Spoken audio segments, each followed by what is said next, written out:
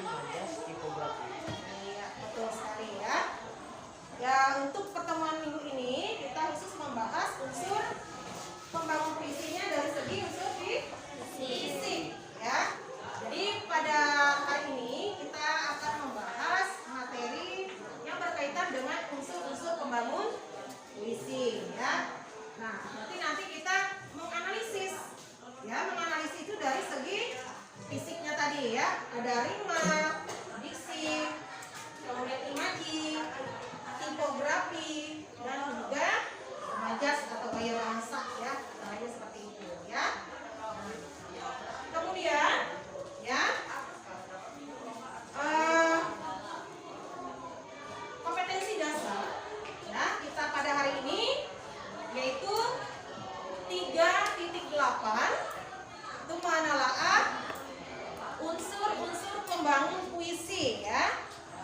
Jadi menelaah unsur-unsur pembangun puisi, puisi perjuangan, kemudian kondisi sosial, lingkungan hidup ya. Nah, berdasarkan apa yang didengarkan atau yang dibaca ya, itu kompetensi dasar kita hari ini ya. Jadi menelaah unsur-unsur pembangun puisi ya, yang didengarkan atau yang dibaca ya. Kemudian nah, untuk indikator pencapaian kompetensi atau kata lainnya IPK ya. Yang pertama itu adalah menganalisis ya. Menganalisis yang pertama menganalisis unsur rimanya ya. Yang kedua menganalisis unsur diksi ya. Nah, diksi. Kemudian yang ketiga menganalisis unsur imaji. Kemudian yang keempat menganalisis unsur tipografi. Dan yang kelima adalah menganalisis unsur majas yang terdapat pada puisi ya. Jadi pada puisi yang didengarkan atau yang dibaca nantinya. Itu ya. Itu tujuan pembelajaran kita hari ini ya. Tujuannya kamu harus bisa, harus mampu menganalisis ya unsur-unsur yang ada di dalam puisi tadi. Maksudnya nanti puisinya akan saya tanyakan ya, nanti apa yang didengarkan atau ada yang dibaca. Kalau yang didengarkan nanti kamu dengarkan pembacaan puisi. Nanti kalau yang dibaca berarti kamu ada teksnya. Ada dua ya. Ini tujuannya nanti dari kamu mendengarkan, membaca puisi, jadi nanti kita bisa menganalisis unsur-unsur. Penilaian yang dilakukan di sini ada 3 kriteria. Yang pertama adalah penilaian sikap. Penilaian sikap ini adalah sikap bagaimana proses pembelajaran tadi ya. Siswanya diamati langsung, secara langsung prosesnya ya. Kemudian penilaian yang kedua adalah pengetahuan. Pengetahuan siswa. Ya, bagaimana mengetahui tentang unsur-unsur pembangun puisi ya. Nah, yang ketiga, aspek penilaian yang ketiga adalah keterampilan. Ya. Nah, bagaimana keterampilan ini nanti? Kelihatan nanti bagaimana siswa itu menganalisis ya unsur-unsur pembangun puisi dan mempresentasikannya. Itu adalah nanti kelihatan semua proses itu semua ya. Kami yang kini terbaring antara Karawang dan Bekasi tidak bisa teriak merdeka dan angkat senjata lanjang dinding yang berdentang. Kami mati muda, tertinggal tulang di debu. Tenanglah kami. Ini adalah teks puisinya ya. Teks puisi karya Karawang Bekasi karya Khairil Anwar. Tadi seperti tujuan tadi yang saya sampaikan, puisi yang didengarkan, kemudian puisi yang dibacakan ya. Jadi bagaimana nanti kita menganalisis. Jadi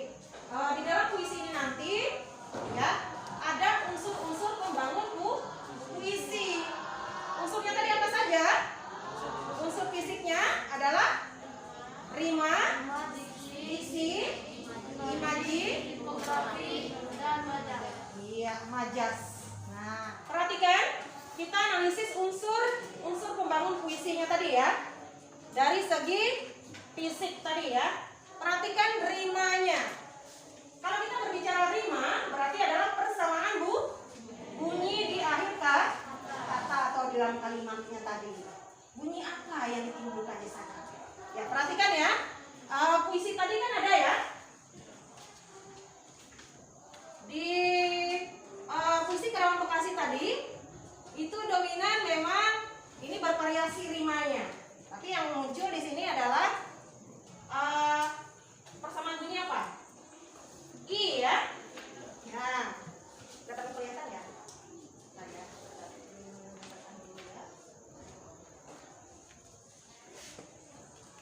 Kelihatan?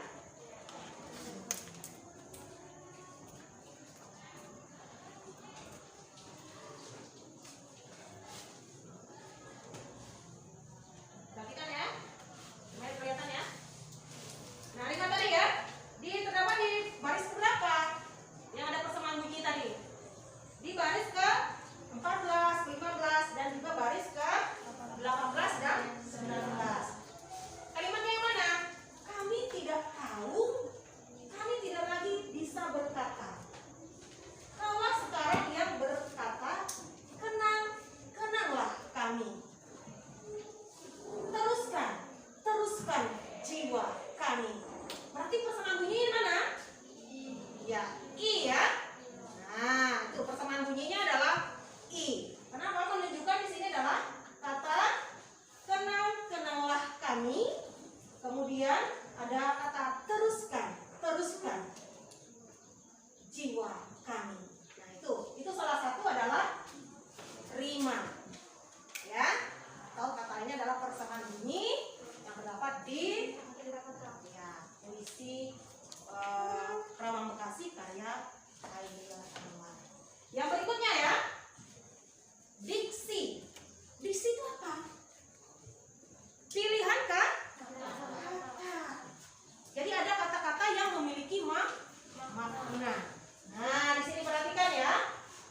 Nah, terkesan sederhana namun menyiratkan banyak makna. Walaupun kata-katanya satu, tetapi dia memiliki makna atau arti.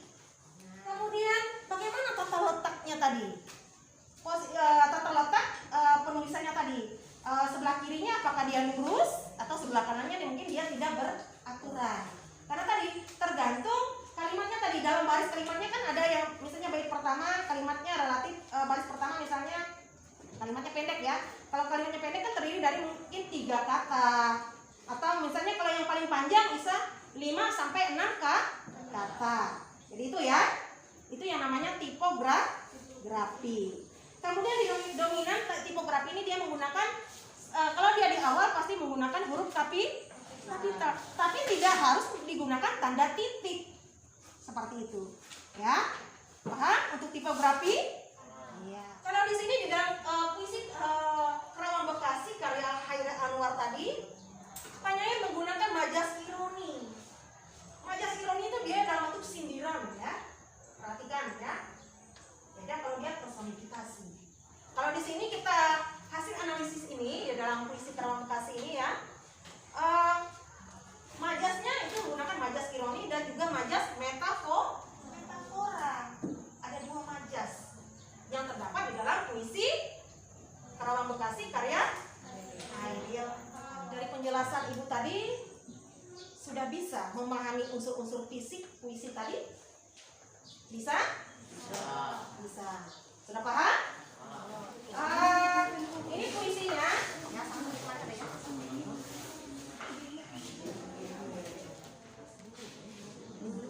Oke ya. Tadi sudah paham ya?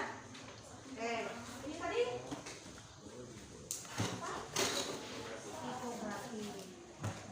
analisisnya ya. Silakan kakak kelompok terakhir, kelompok 6 presentasikan.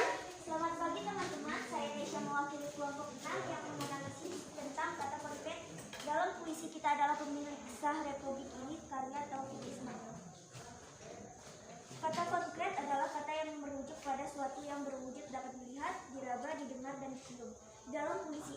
bermeja maknanya sebuah kerjasama atau pelaksanaan perundingan untuk menempuh suatu tujuan. Kata berjalan merupakan suatu kegiatan yang dilakukan dengan cara bergerak meninggalkan satu tempat ke tempat yang lain. Iya. Beri aplaus untuk kelompok 6. Kira-kira ada yang bisa menyimpulkan hasil analisis tadi? Ya, silakan. Niki Stefan untuk kesimpulannya. Adalah pada unsur-unsur pembangun puisi terdapat dua jenis unsur, yaitu unsur intrinsik yang bermaksud untuk membangun karya sastra dari dalam dan unsur ekstrinsik yang membangun karya sastra dari luar. Pada unsur intrinsik terdapat dua jenis unsur, yaitu unsur fisik dan unsur batin. Pada unsur batin kita dapat memenuhi amanat hal-hal yang lain juga. Pada unsur fisik kita dapat menemui rima, tipografi, majas, imajit, dan juga diksi, yang dimana kelima hal ini saling berkaitan dan memiliki tugasnya masing-masing dalam membangun puisi. Sekian, terima kasih. Iya. Baik ya. Nah, itu dari simpulan dari temannya tadi ya. Bagaimana kita tadi sudah menganalisis unsur-unsur pembangun puisi. Karena unsur pembangun puisi tadi ada dua, ya. Ada unsur intrinsiknya, ada unsur ekstrinsik. Unsur intrinsik tadi ada beberapa ya. Unsur intrinsik itu adalah unsur yang membangun puisi dari dalam, ya. Ada unsur fisiknya, ada unsur batin. Nah, unsur fisik itu adalah rima, kemudian diksi, imaji, tipografi, dan juga majas. Nah, itu yang kita analisis hari ini ya. Jadi mudah-mudahan manfaatnya nanti ya, Anda sudah bisa mengenal unsur-unsur pembangun puisi tadi dari segi unsur fisiknya ya. Nah, baik, untuk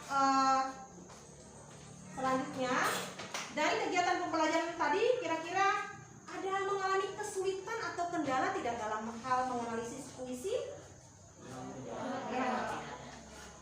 Ya, sudah bisa memahami? Bisa.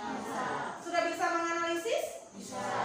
Ya, walaupun disajikan dengan puisi yang berbeda. Jadi tidak ada kendala untuk menganalisis puisi tadi ya. Ya, dari segi rimanya, kemudian diksinya, kemudian imaji, tipografi, dan juga unsur majas ya. Baik.